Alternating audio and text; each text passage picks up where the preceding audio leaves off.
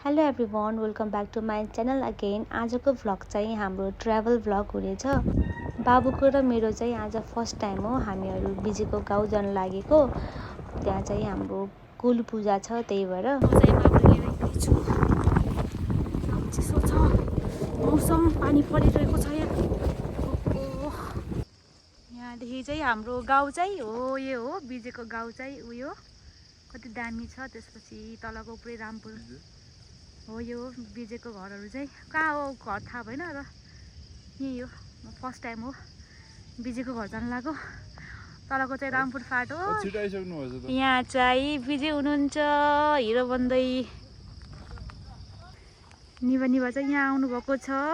हामी हिँड्दै हामीहरू हिँड्दैछौँ बाबुलाई बोक्दै। यहाँ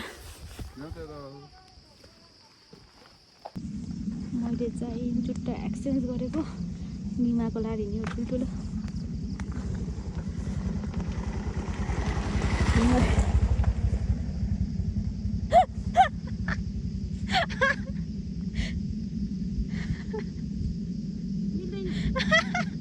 निमाले बिमीले जुत्ता लाउनु ट्राई गर्नुभयो, जबरजस्ती कोसार्नु भयो। मेरो फेरि यहाँ एकदम नङ धुलो के, त्यही भएर हामी अब जाँदैछौँ तलतिर। यहाँको सिनारियो हेर्नु कस्तो दामी खतरा हो। पहिला चाहिँ म एकचोटि आएको थिएँ, तर बिजेको घर चाहिँ कोही बस्नु हुन्न नि त। मिल्यो हो, टाइट भयो हजुरलाई नि। के गर्नु यस्तै छ, म हिँड्न सकिनँ कि ओह्रालो जुत्ताले गर्दाखेरि। मौसम त यति चिसो छ नि। म चाहिँ बाइकमा आएको, भिडियो गर्नु पाएन किनभने के अरे एउटा कुनामा गएको थियो नि, अनि बेसीसँग निकाल्दै भिडियो गर्नु चाहिँ पाएन। किन भन्दाखेरि बाबुले दुःख थियो, यसलाई नि बोकेर आउनुपर्ने। पोजिसन चेन्ज गरी ल्याएको बाबुले। निमा आउँदै हुनुहुन्छ यहाँ टुकटुक गर्दै। यहाँ नि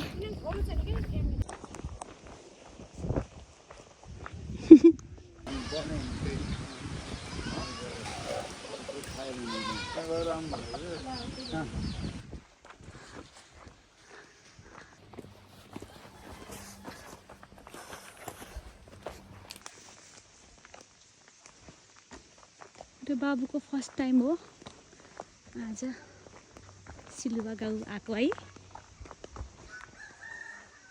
बिस्तारै बाटो खतरनाक रहेछ।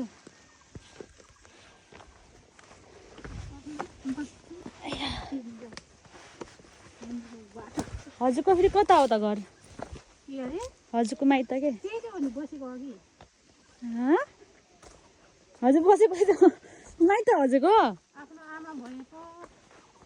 हजुरको को पर्नुहुन्छ त त्यो? त्यसो भए मात्र ए हजुरको माइत हो त्यो? ए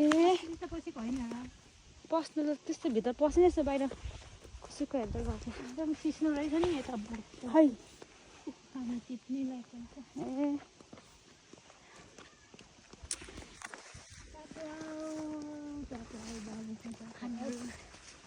साइला बाजेको घर आउँदैछौँ।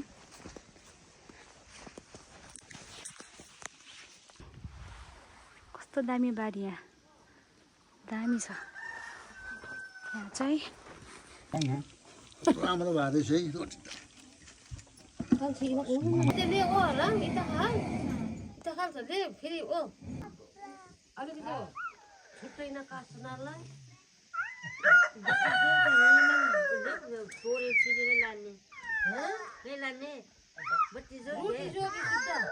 यति प्यारो घर चाहिँ हाम्रो साइरा बाजेको घर हो। हाम्रो निभाको घर चाहिँ पहिल्यै भत्किएर अहिले चाहिँ घर चाहिँ छैन, भएर हामीहरू चाहिँ साइला बुवाको घर गएको थियौँ।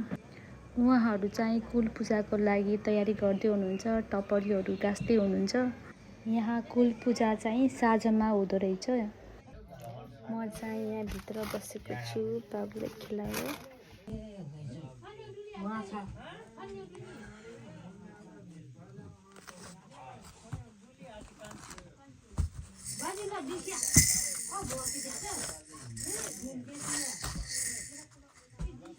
मेरो बाबु चाहिँ आफ्नै छाया हेर्दै खेल्दै बसेर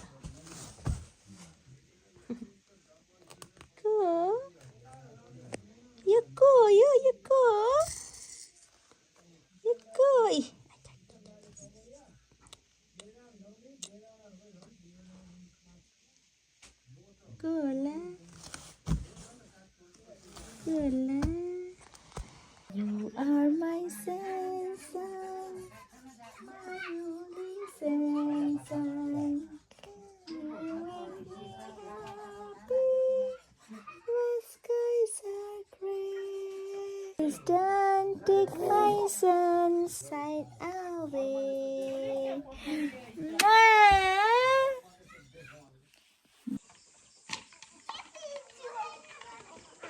मेरो घरको र बिजीको घरको कुलपूजा चाहिँ मलाई एकदमै डिफ्रेन्ट लाग्यो किन भन्दाखेरि उहाँहरूले चाहिँ साँझमा चाहिँ कुलपूजा गर्नुहुँदो रहेछ राति। त्यसपछि जति पनि रिलेटिभ्सहरू हुनुहुन्छ सबैले कुखुरा लिएर आउनुहुँदो रहेछ अनि त्यही कुखुराको चाहिँ बलि दिँदो रहेछन्। त्यही कुखुरा चाहिँ काटकुट गरेर राति खाइदो रहेछ। मलाई चाहिँ एकदमै थकाइ लागेर म रुममा गएर बसेँ। त्यही बिजेले खानाहरू ल्याइदिनु भएको थियो। खाना खाने टाइम पनि यति लेट भएको थियो नि 12 बजिसकेको थियो कि अनि मलाई त खासै खानु पनि मन लागेको थिएन अनि थोरै खाएर अनि म चाहिँ सुतिहालेँ। खोली हेरेछ यसरी के बहुत सन खाने सुत्छ भयो।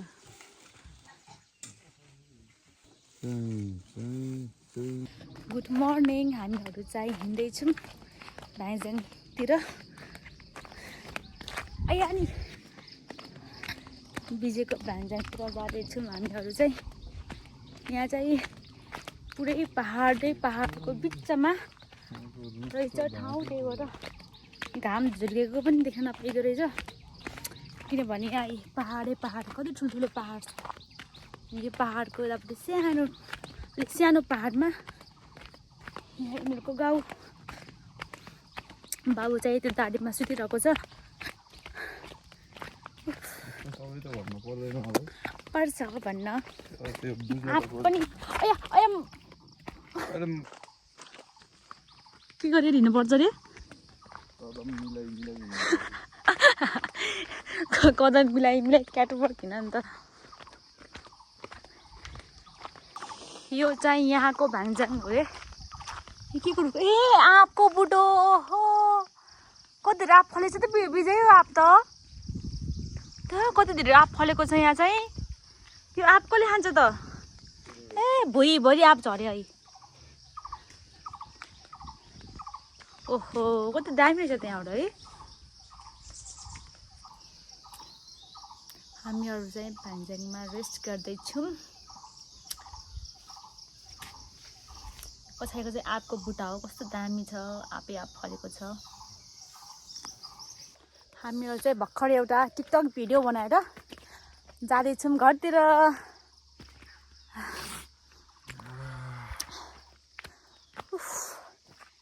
यति उकालो हिँड्न सकिन्न। उकालो भन्दा पनि ओह्रालो हिँड्न चाहिँ नसकिँदो रहेछ। जुत्ता लगाएर आएको नङ गरेर मेरो।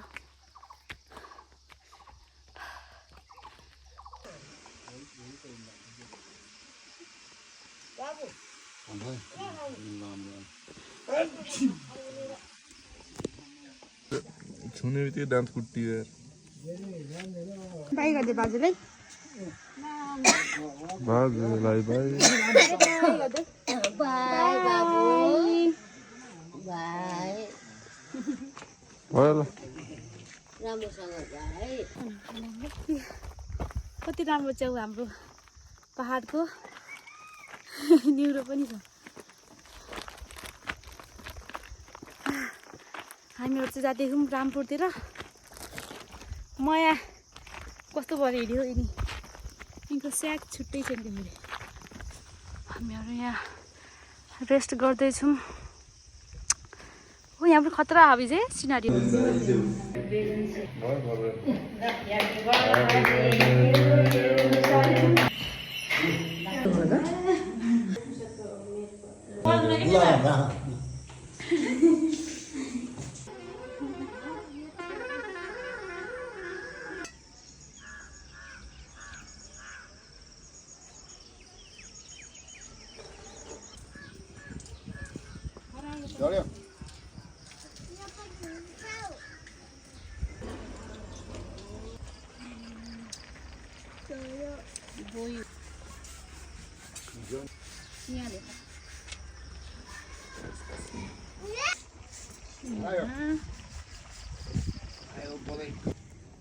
सानो बाबु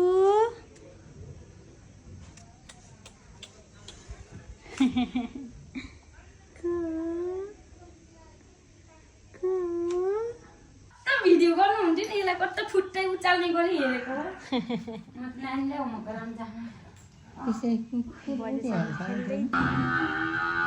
अभी भैँसी कराएको बजाउँदै खुसी भयो विजय र निभा चाहिँ तानसिन जाँदै हुनुहुन्छ बाइकमा म र निमा चाहिँ हामीहरू बसमा आउँछौँ किन भन्दाखेरि मैले बाबुलाई त्यत्रो बुटोलदेखि रामपुरसम्म बाइकमा लिएर आएको थिएँ नि त अनि हावाले कति हानि छ बाबुलाई त्यही भएर फेरि ठाउँ छोड्न कि भनेर हामी चाहिँ बसमा जाने निर्णय गऱ्यौँ निमा र म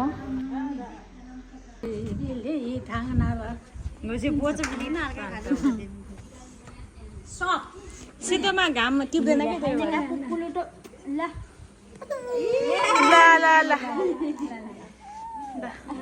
3 दिनको बसाइपछि हामीहरू फर्किँदैछौँ पाल्पा म र निमा चाहिँ बुटुलको बसमा आएको थिएँ अनि हामीहरू चाहिँ तानसिन जाने भनेर बिच बाटोमै झऱ्यौँ अनि त्यसपछि फेरि हामीले ट्याक्सी पक्रेर हामी फेरि निनीहरूको घरतिर जाँदैछौँ तानसिन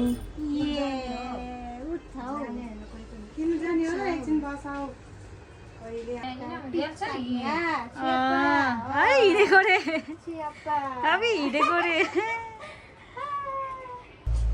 टुक्रोको बसेर माम जाने होइन बसेर ल अलि बस्नलाई है बल्ल अबि अघि त्यति हल्का हल्का बसिदियो अघि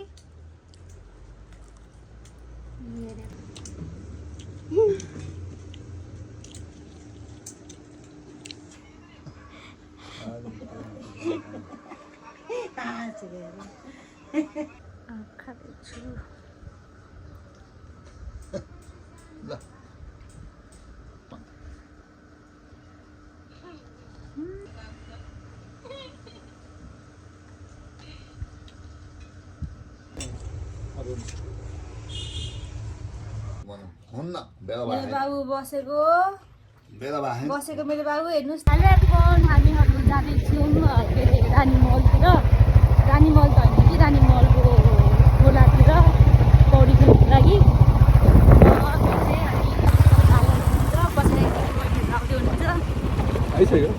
आएनन्